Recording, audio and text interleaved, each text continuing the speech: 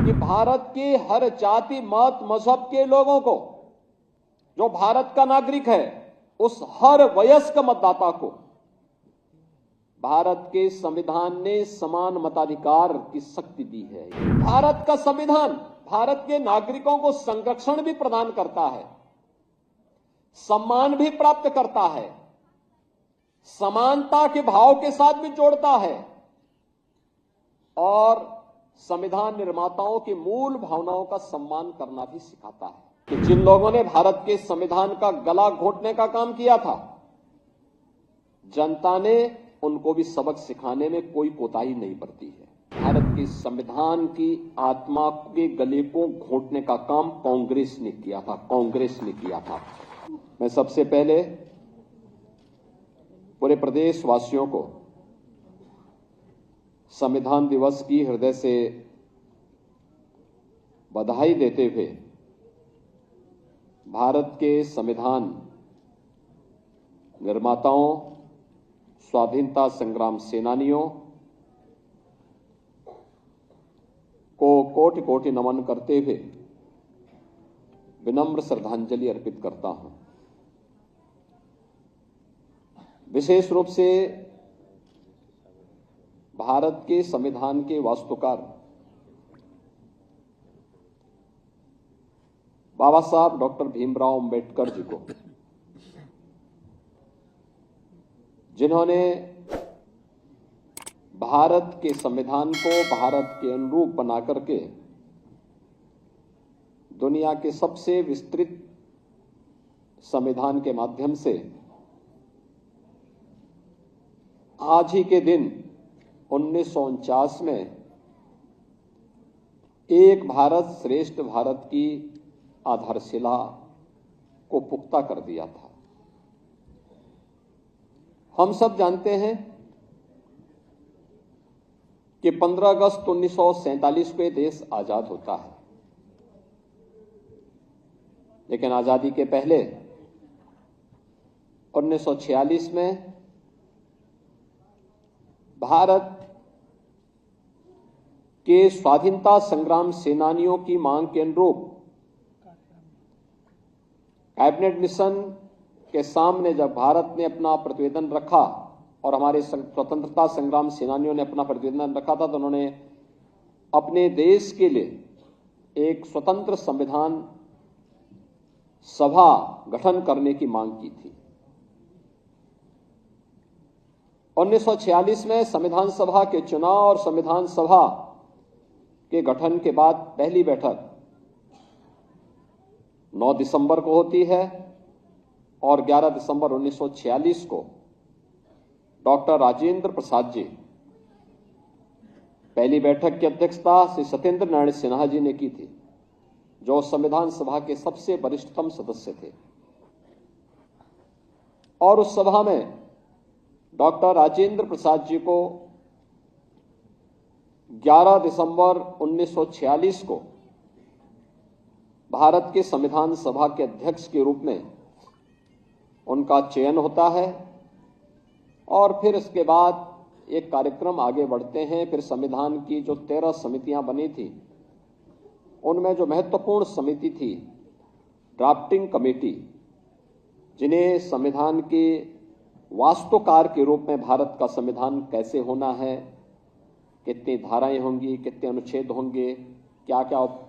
इसमें बंद और उपबंध होंगे, इन सभी बातों को समाहित करने की दिशा में जिस कमेटी को कार्य करना था, वह दायित्व दिया गया भारत माता के महान सपूत भारत रत्न डॉक्टर भीमराव अंबेडकर जी को, जिसे उन्होंने बखूबी निभाया। अनेक सत्र इस दौरान संविधान सभा के हुए और भारत के संविधान के अलग अलग सत्रों के माध्यम से अलग अलग मुद्दों पर अलग अलग भारत की जनता के अनुरूप न्याय, समता और बंधुता के लक्ष्य को प्राप्त करने के लिए क्या कुछ हो सकता है, इसके लिए अनेक सत्रों के माध्यम से जो निचोड़ आया, कभी आप देखेंगे 10 वॉल्यूम में भारत के संविधान सभा में हुई विभिन्न बहसों पर कितनी सार्थक बहस है। आज भी वह हमारी विधायिका के लिए, हमारी न्यायपालिका के लिए और हमारी कार्यपालिका के लिए एक मार्गदर्शिका के रूप में वे डिबेट हम सबका मार्गदर्शन करते हैं। और हम लोग चाहेंगे कि वास्तव में भारत के संविधान सभा के माध्यम से जो डिबेट हुई है, हर संस्थान में वे डिबेट होनी चाहिए। आपको उसमें मुद्दे मिलेंगे, तथ्य मिलेंगे, भारत की यात्रा के बारे में एक जीवन दर्शन को जानने और सीखने का एक अवसर आपको प्राप्त होगा। और अंततः उसका निचोड़ जो डिबेट हुई है, वह डिबेट मूल रूप से नहीं, उसका एक निचोड़ जो लेके आना था वह भारत के संविधान के रूप में बाबा साहब भीमराव अंबेडकर जी ने देश को दिया। 26 नवंबर 1949 को संविधान सभा ने संविधान अंगीकार किया और 26 जनवरी 1950 को भारत ने अपना संविधान लागू किया। ये हमारा सौभाग्य है कि भारत की स्वाधीनता के अमृत काल में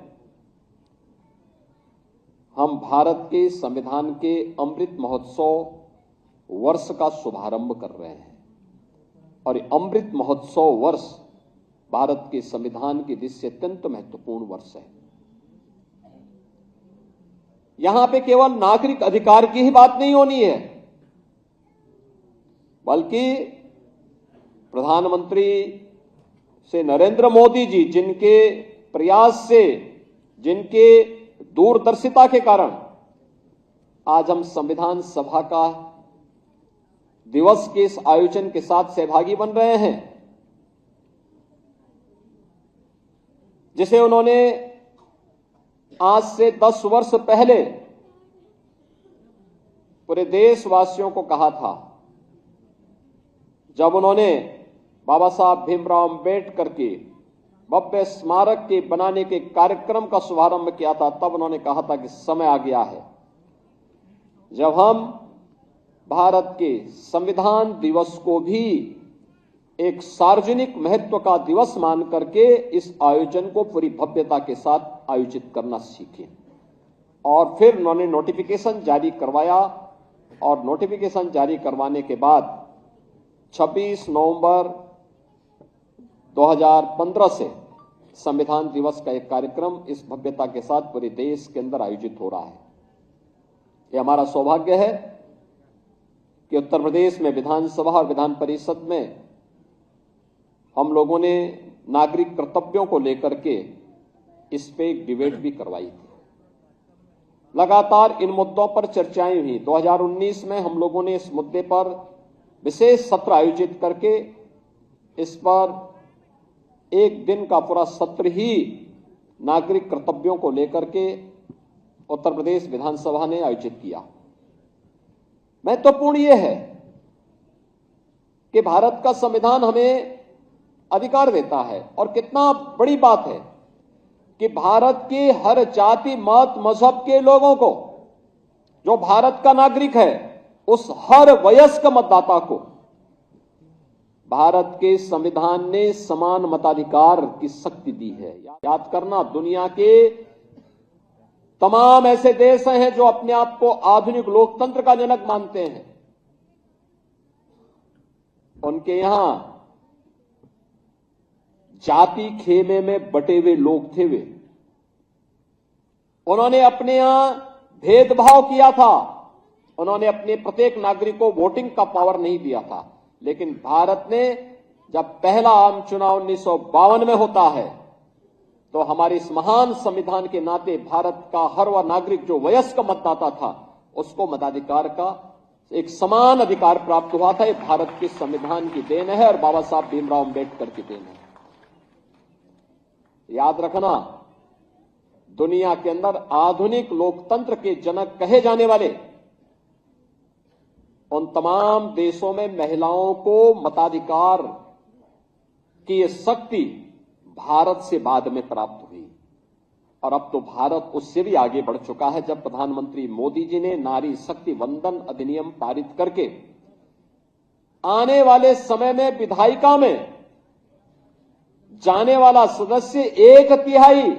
अब केवल पंचायती नहीं बल्कि महिला सदस्य भी संसद और विधानसभाओं में चुन करके आने वाले समय में परिसीमन के बाद जाएंगे। यह अधिकार भी प्रधानमंत्री मोदी जी ने दुनिया के अंदर सबसे पहले भारत के अंदर दिया।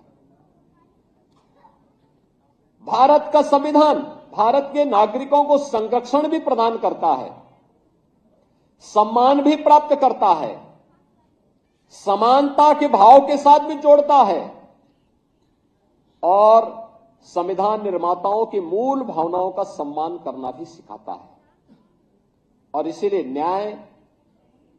समता और बंधुता इसकी मूल भाव को लेकर के अनेक उतार चढ़ावों का सामना करते हुए भारत के संविधान ने अपने इन 75 वर्षों की यात्रा को किस शानदार तरीके से किया है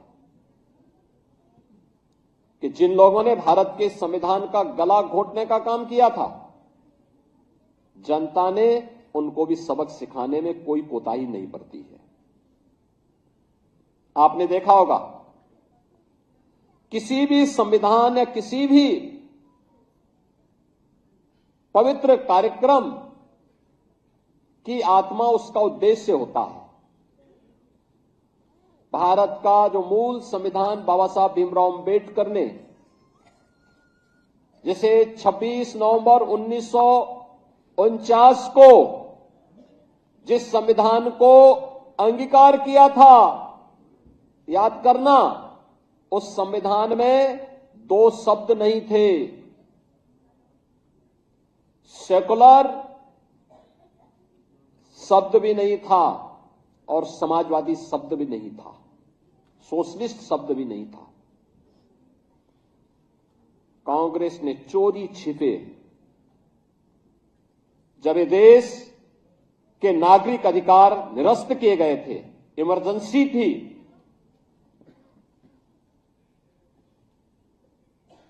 तब इन 2 शब्दों को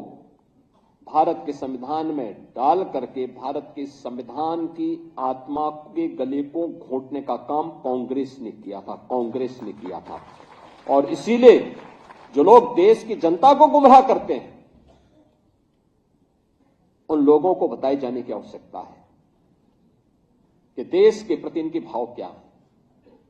इनका चेहरा लोकतांत्रिक दिखता है लेकिन वास्तव में लोकतांत्रिक नहीं, यह अपनी उस तानाशाही फांसीवादी मानसिकता के तहत काम करने वाले लोग हैं। और जब भी इनको अवसर मिलेगा, ये लोग इससे पहले 1976 रहा, 1975 रहा हो या फिर भारत के बाहर जाकर के भारत के अंदर बाबा साहब भीमराव अंबेडकर के द्वारा सामाजिक रूप से दलित, अति पिछड़ी जाति के लोगों को मिले हुए इन संवैधानिक अधिकारों से वंचित करने के बारे में किस प्रकार की टिप्पणियां ये लोग करते हैं, ये आज किसी से छुपा हुआ नहीं। और इसीलिए मैं आज के इस अवसर पर आप सबसे कहना चाहूंगा कि बाबा साहब भीमराव अंबेडकर की धरोहर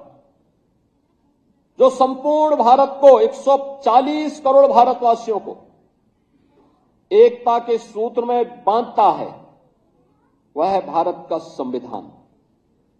इस भारत के संविधान का संरक्षण करना हम सबका दायित्व है और याद करना इसका सबसे अच्छा रास्ता है कि भारत के संविधान के द्वारा भारत के प्रत्येक नागरिक के लिए तय किए गए उसके मूलभूत कर्तव्यों का अगर हम पालन करेंगे तो यह